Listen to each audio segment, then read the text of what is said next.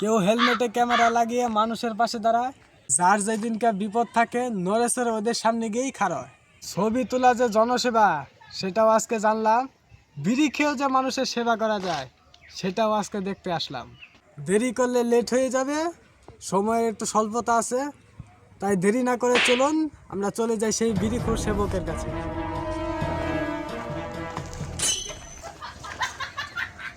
ভাই ও ভাই আছেন, দেন একটা বিড়ি খেয়ে কথা শুরু করি।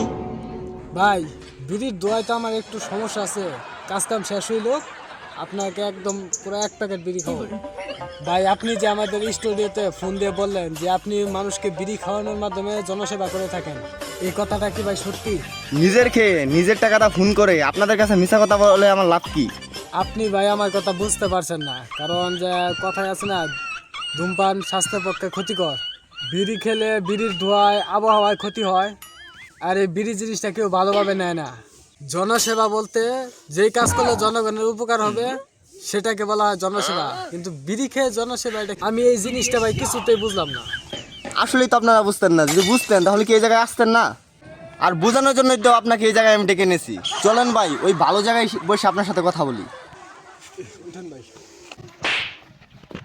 ভাই কি বলেন, কি বলবো? যেটা বলার জন্য আসছেন সেটা বলেন।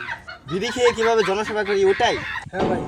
তাহলে শুনেন, ধূমপান যে স্বাস্থ্যের জন্য ক্ষতিকর এটা তো আপনারা জানেন।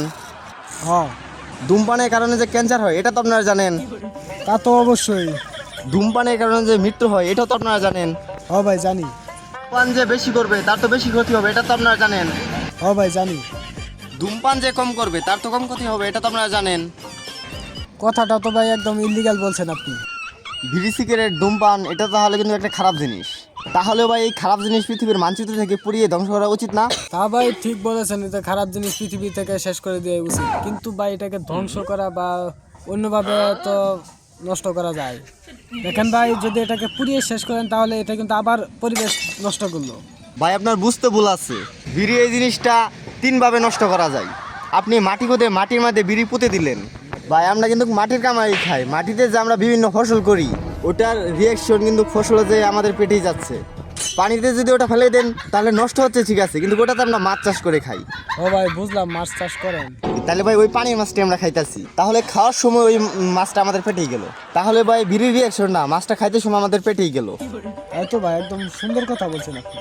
তাহলে ভাই বিড়ি খেয়ে যে বিড়ির ধোঁয়াটা উপরের দিকে দেন, কারখানার ধোঁয়া যে উপর দিকে উঠে সেই ধোঁয়াটা কিন্তু ওইটা কিন্তু মেঘের সাথে মিশে, সেটা মিশার পর পরিবেশ দূষিত হয়। কিন্তু আপনি যে সিগারেট খেয়ে ধোঁয়াটা উপরের দিকে দিলেন সেটা কিন্তু বেশি একটা ক্ষতি হবে না, সেটা বৃষ্টির পানিতে দিয়ে নিচে পড়ে যাবে, তাতে বেশি আর একটা ক্ষতি হবে না। তাও আপনার সব কথাই ঠিকই আছে, কিন্তু ভাই না আরেকটা কথা আছে, যে আপনি যে কইলেন বিড়িটা টান দিয়ে ধোঁয়াটা উপরে চলে যে ক্ষতি হয়, কিন্তু আপনি যে টানটা দিলেন এটা প্রথমেই ক্ষতি হয়ে গেল। ভাই বিড়ির ধুমো শরীরের ভিতরে গেলে তো ক্ষতি তো হবেই। ভাই বিড়ি তো বহুত লোকেই খায়, সবার পক্ষে তো কথা বলা আমার সম্ভব নয়, তবে আমি চেষ্টা করি কি করে কি কায়দায় আর মানুষকে বাঁচানো যায়, ওই জন্যই চালাই যাচ্ছি আমার চেষ্টাটা। না ভাই, আপনার সাথে কথা বলাটা আমার ভুল হয়েছে ভাই, মাপ চাই, আপনার কথা আমি কিছুই বুঝতেছি না, আমি যাইয়া আপনার সাথে আরেকদিন কথা হবে না। এতক্ষণ কি এটা লোক আমি ফাও ফেসার পারলাম, আমার কোনো লাভ হলো না, বাইরে ভাইলাম না।